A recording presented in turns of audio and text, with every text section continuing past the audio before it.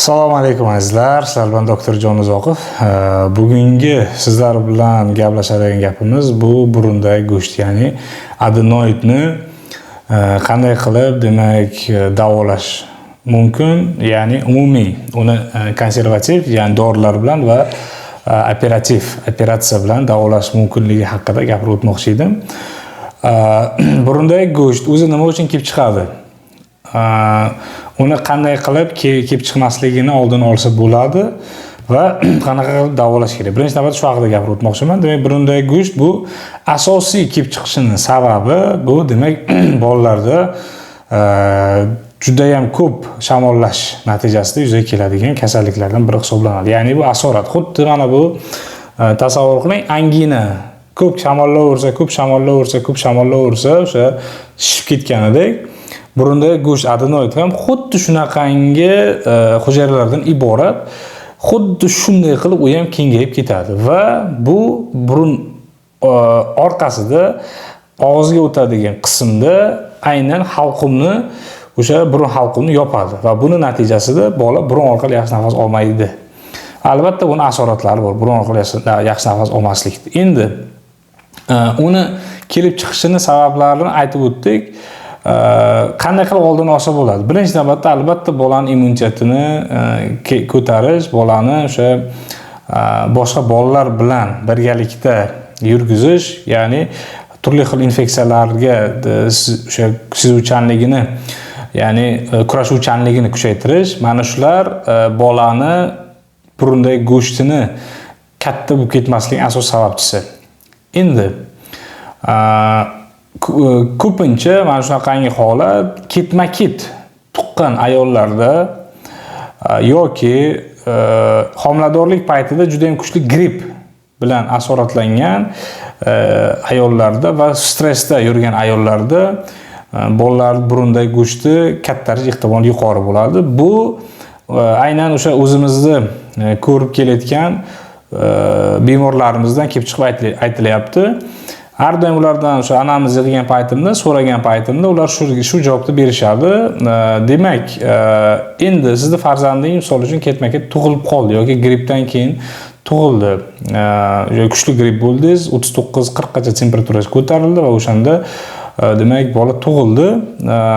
Shunday paytda nima qilish kerak? Demak, albatta iloji boricha o'zingiz emizdirishga harakat qiling. Bu birinchisi, bu immunitetni baquvvat qiladi bolani. Bu o'sha o'zini onasini sutidan demak o'sha immunitetni kuchaytiradigan moddalarni oladi. Bu birinchisi. Ikkinchi masala bu albatta 1 yoshga kirib uni bog'chaga yoki bir boshqa shunaqangi joylarga bermang. Siz bolaga 100% 3 yil qarashingiz shart va zarur agar shunaqa holatda bo'lsa. Sababi immunitet bir martasiga tuslashgandan keyin ketma-ket kasal bo'laveradi bola. Ketma-ket kasal bo'lavergandan keyin, masalan, har oy kasal bo'lsa, 2 yil mobaynida burundagi go'sht kengayib ketadi. Va albatta uyda ham kamroq janjallashishingiz kerak eringiz bilan yoki qaynanangiz bilan yoki boshqalar bilan. Bu sizga juda ham katta maslahat. Va mana shunaqangi holatdagina aynan mana burundagi go'sht kengayib ketmaydi. Nima uchun bu narsani aytyapman? Sababi biz burundagi go'shtni kattarganini asosan 80% holatda desam ham bo'ladi. O'sha demak qishloqni aholisida ko'ramiz. Nima uchun? Ular o'sha ish ko'p, bolaga qaramaydi, ko'ngildagidek uni qiladi, buni qiladi, tashib ketadi, qaynonasiga qaynona ham qaramaydi va hokazo. Undan tashqari yetishmovchilik bor, albatta yetishmovchilik bor, keraklicha vitaminlar berilmaydi, go'sht yemaydi, sut ichmaydi bola, qaymoq yemaydi, o'sha kerakli narsalar yemaydi, iste'molligi kam va natijada mana shunaqa holatlar bo'ladi. Aytishingiz mumkin, to'g'ri, meni bolam har kun sut ichadi, boshqa qiladi deyishingiz mumkin.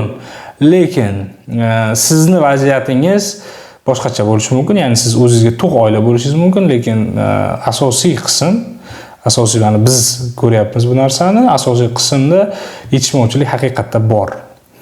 Va bu aynan mana shu burundagi go'shtni o'sishiga, kattashiga sababchi bo'ladi.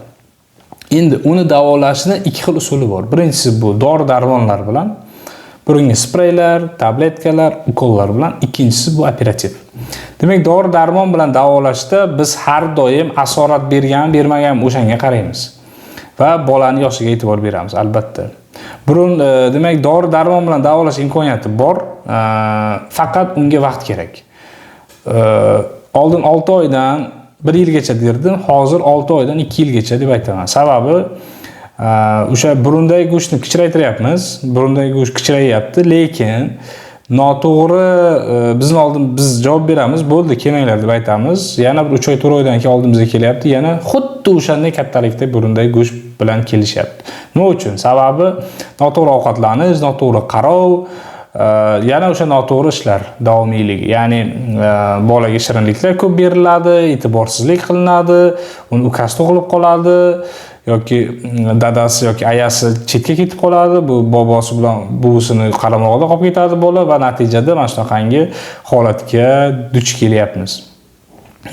Shuning uchun ham biz hozir buni 2 yilgacha cho'zyapmiz. Nima uchun? Sababi aynan mana shu holatdagi mehnat, bolaning burun go'shtini so'rilishga qilingan mehnat o'sha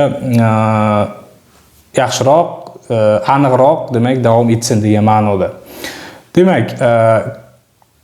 Demak, operatsiyaga to'g'ridan-to'g'ri ko'rsatmalar nima? Burundagi go'shtni operatsiyaga to'g'ridan-to'g'ri ko'rsatma. Bu birinchisi. Bolani demak eshitish pasayishi.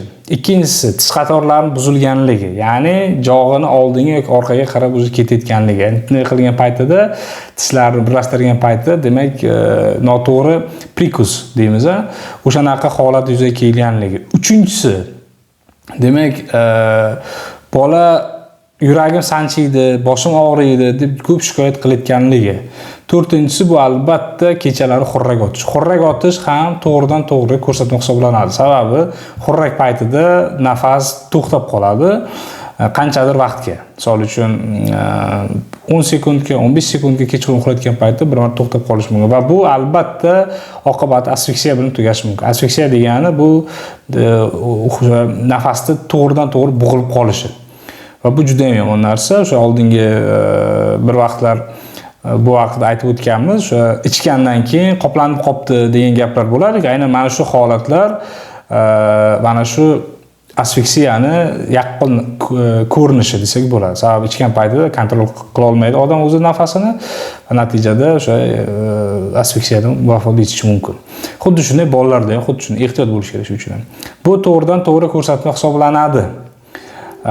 Operatsiyani biz demak ikki xil usulda qilamiz. Birinchisi oddiy adenotom bilan yulib berish, ikkinchisi bu demak bizning tilimizda Shaverly adenotomiya, sizlar tillaringizda lazerchada.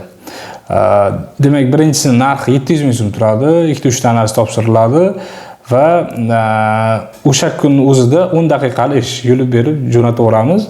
Ikkinchisi bu demak lazerchada bu to'liq check-up analiz qilinadi. Hamma narsa konkretni qilingandan keyin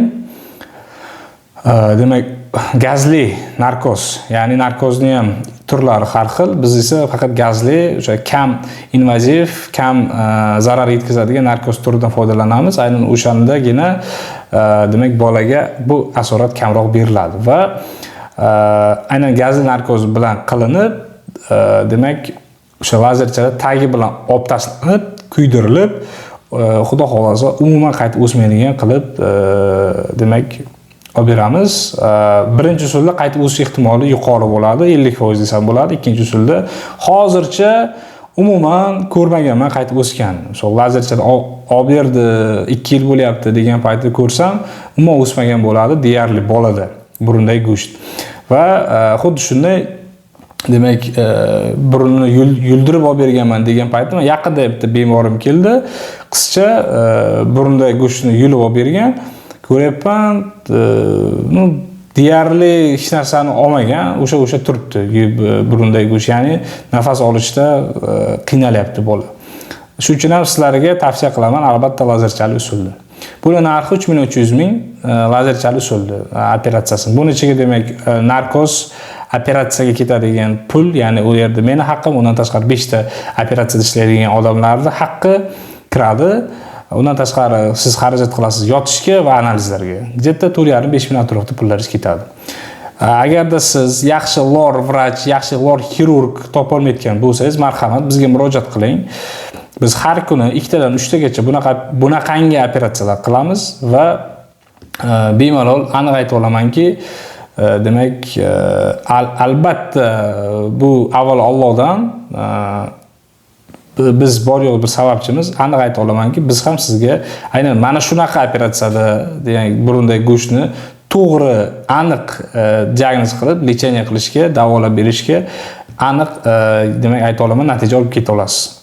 Shuning uchun ham azizlar, agar sizni farzandingizda yuqorida aytib o'tganimdek burundagi go'sht bo'lsa, burun orqali yaxshi nafas olmasa, xurrak o'tayotgan bo'lsa, quloqlari eshitish yoki pasaygan yoki mana shu belgilardan bittasi agar bo'ladigan bo'lsa, siz bemalol bizga murojaat qilishingiz mumkin. Telefon raqamlarimiz 97 023 15 45. Ish faoliyatimiz Samarqand shahrining markazida ishlaymiz. Agar siz boshqa davlatdan bo'ladigan bo'lsangiz, Instagramda Dr. Jonzoqov deb yozsangiz, demak, K bilan chiqadi.